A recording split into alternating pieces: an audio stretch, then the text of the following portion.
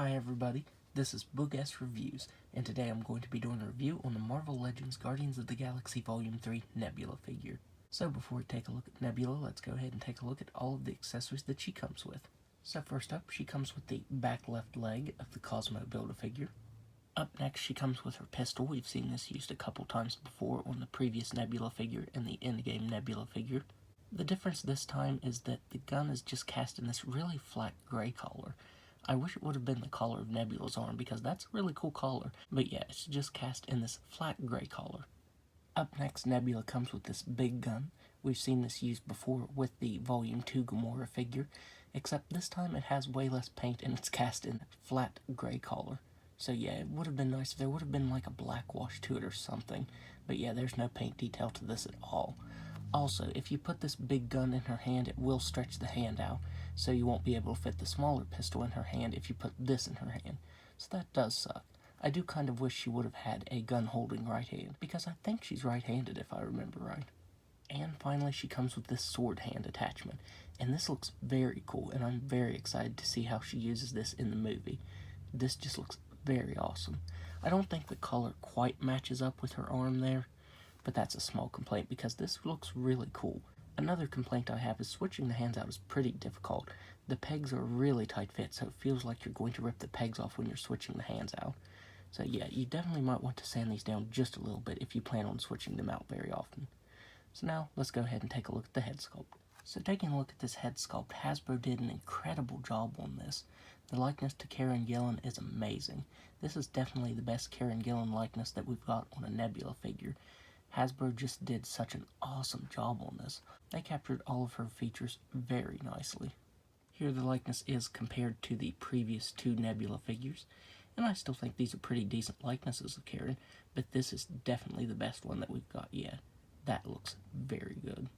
All of the little sculpted lines for the cybernetics in her head look very nice. You get some nice touches of silver on top there, as well as this silver piece on the left side of her head.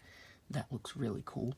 And we get this new Guardians uniform, and I really love this uniform since it has the comic collars to it. That red and blue really pops. That looks really good. The gold Guardians logo looks very nice. As you can see, the gold kind of misses its mark near the points there, but that's a small complaint. You also get just a little bit of blue showing through right there, but they did paint the buttons on, and it has some pretty cool texturing to it. All of the straps and the little lines on the suit looks very nice.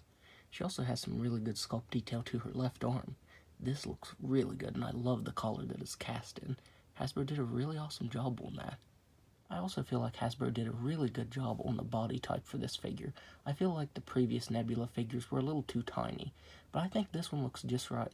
I think they got the proportions as well as the head sculpt right. As I said, it would have been nice if Hasbro would have included a right hand for holding the weapons, because this one can't hold anything.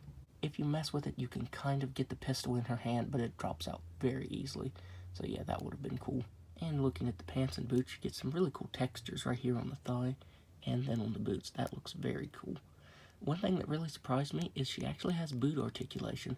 I really figured this would just be one piece, but nope, she actually has articulation there, so that is very nice. So now let's go ahead and go over her articulation. She has a ball-jointed head that can look up all the way. She can look down all the way. She can move her head side to side. She has shoulders that can move all the way out, swivel the bicep, double jointed elbows that can bend in all the way. That is some very nice range of motion there. She has a swiveled wrist on the right side that can move side to side and up and down. On the left side, if you have the sword attachment on, it just swivels side to side. There's no up and down movement. She has a ball jointed diaphragm that can move back all the way. She can move forward very slightly. She can move side to side. She has ball-jointed hips that can just about do a complete split.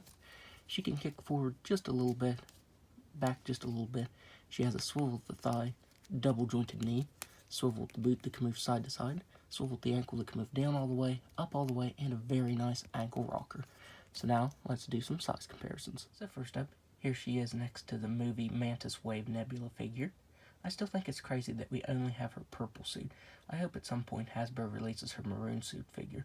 That would be really cool. Here she is next to her Endgame version. Here she is next to Gamora. It's still strange to me that there hasn't been a Volume 3 Gamora announced yet. I suppose we're going to have to use this Volume 2 Gamora until Hasbro makes one. Here she is next to Love and Thunder Star-Lord. And finally, there she is next to Groot. So overall, I would highly recommend picking this up because this is a very awesome figure. This is hands down my favorite version of Nebula.